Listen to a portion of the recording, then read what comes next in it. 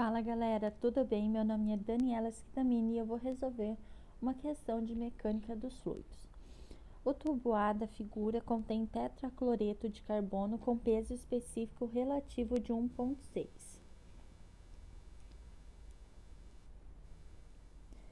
E o tanque B contém uma solução salina com peso específico relativo de 1,15. Pessoal, lembrando que peso específico relativo não tem, ele é adimensional, tá bom?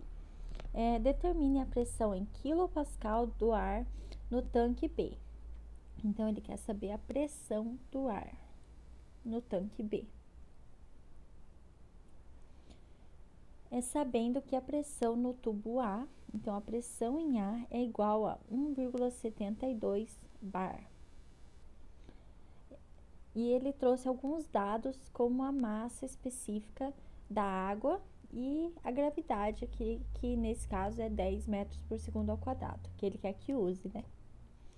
Então, 1,01 bar é igual a 101.230 pascal. Ou, lembrando que 1 newton por metro quadrado é igual a 1 pascal. Então, nós vamos ter que 1,01 bar é igual a 101.230 newtons por metro quadrado. Ele deu que a pressão em A é 1,72 bar. Então, fazendo regra de 3 aqui, né? Bem simples. Nós vamos ter que a nossa pressão em A é 172.391,68 newtons por metro quadrado.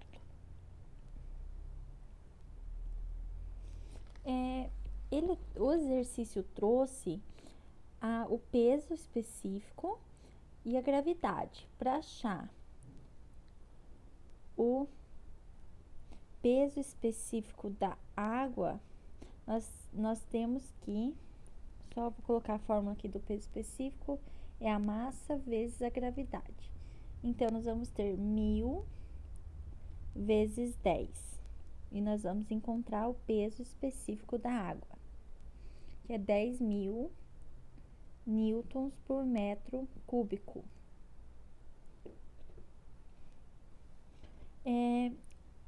O peso específico relativo é igual ao peso específico dividido pelo peso específico da água.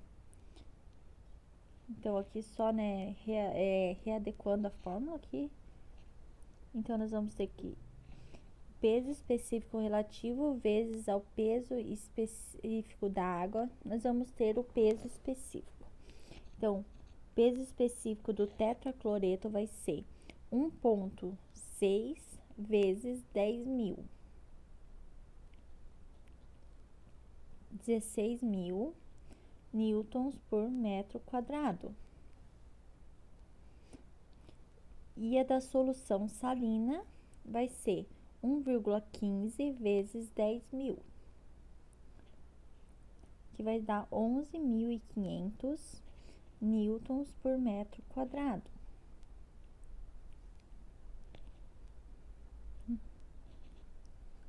Só vou deixar esses valores aqui marcadinho pra gente encontrar ele bem facinho depois.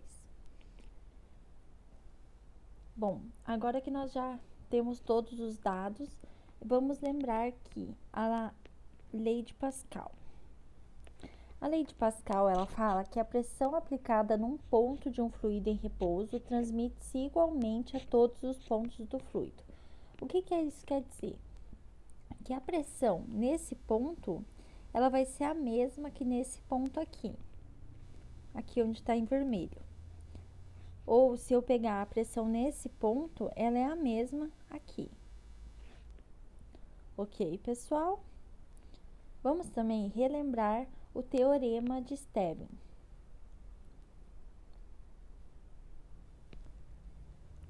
O teorema de Stevin, ele diz que a diferença de pressão entre dois pontos de um fluido em repouso é igual ao produto do peso específico do fluido pela diferença de cotas dos dois pontos. Novamente, eu vou ler novamente. A diferença de pressão entre os dois pontos de um fluido em repouso é igual ao produto do peso específico do fluido pela diferença de cotas dos dois pontos. Ou seja, se eu tiver, eu vou chamar de pressão A aqui nesse ponto.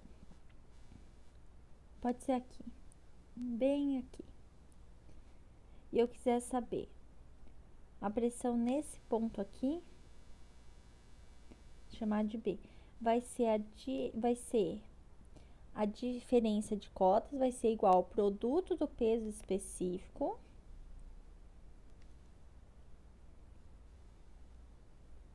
vezes a diferença de cotas. Nesse caso aqui, nós temos 1,22. Então, vai ser H de B menos H de A.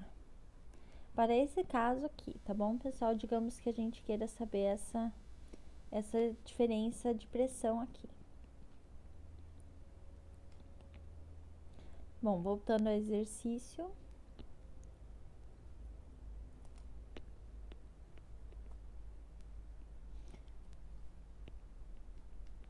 Então, nós vamos ter que a pressão do ar menos a pressão do tetracloreto de carbono, que eu chamei de A,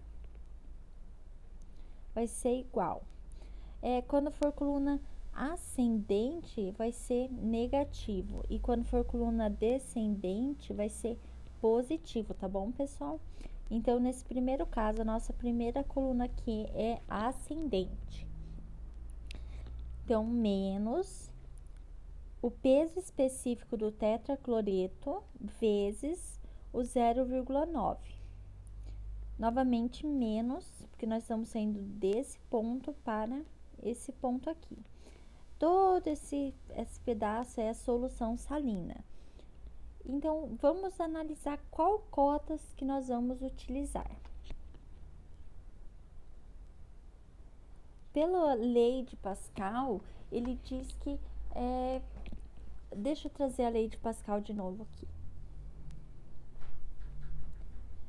Que a pressão aplicada num ponto de um fluido em repouso transmite-se integralmente a todos os pontos do fluido.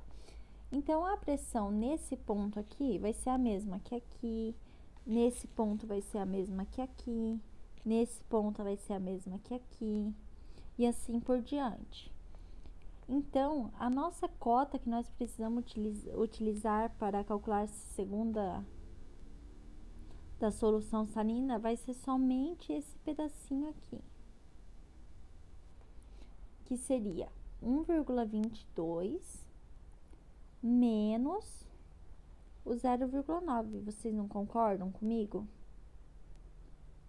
1,22, porque eu preciso descobrir esse pedacinho aqui. Então, vai ser 1,22 menos 1,9.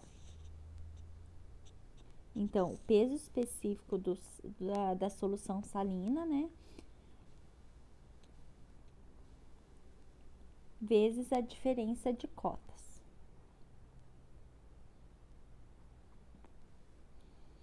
Agora, só vou passar a pressão em A, que nós já conhecemos, para o outro lado. Então, aqui continua igual, que é a nossa incógnita, né?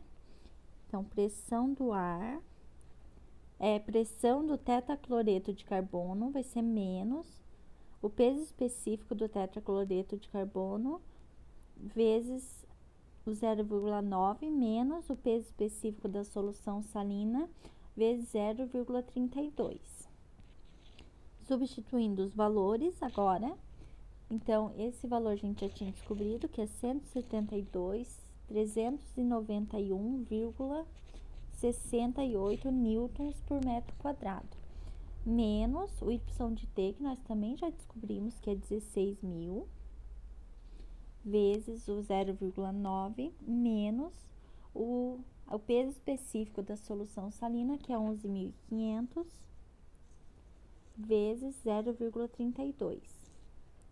Então, a pressão do ar vai ser igual a 154.311 1,68 newtons por metro quadrado, ou 154,31 quilopascal. Lembrando que 1 pascal é igual a 1 newton por metro quadrado. Muito obrigada, até a próxima.